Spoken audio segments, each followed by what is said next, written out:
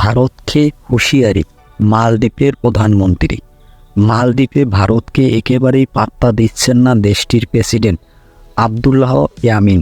জরুরি অবস্থার পক্ষে আন্তর্জাতিক সমর্থনে ভারতকে ডিঙিয়ে পাশের রাষ্ট্রগুলোতে দূত পাঠাচ্ছে এবং আঞ্চলিক পরাশক্তি চীনসহ পাকিস্তান ও সৌদি আরবে দূত পাঠাচ্ছেন তিনি। প্রথম দিকে ভারতে দূত পাঠানোর কথা বললেও পরে অজ্ঞাত কারণে সে অবস্থা থেকে সরে আসেন তিনি। এমনকি যুক্তরাজ্য, জার্মানি ও ইউরোপীয় ইউনিয়নের রাষ্ট্রদূতদের শুনানির মধ্যে ধরেছেন না মালদ্বীপের প্রেসিডেন্ট। ওই সব দেশের দূতরা মালদ্বীপে গেলেও তাদের সঙ্গে সাক্ষাৎ করতে অস্বীকার করেন তিনি।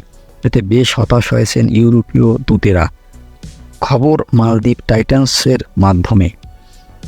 এর মাধ্যমে 12 জন বিরোধী নেতার মুক্তির বিষয়ে সুপ্রিম কোর্টের রায়ের পর সরকার ও আদালতের দ্বন্দ্ব চরমে ওঠে। সুপ্রিম কোর্টের রায় প্রত্যাখ্যান ঘোষণা দেন ইয়ামিন। পরে গত 15 দিনের জন্য জরুরি অবস্থা জারি করেন তিনি।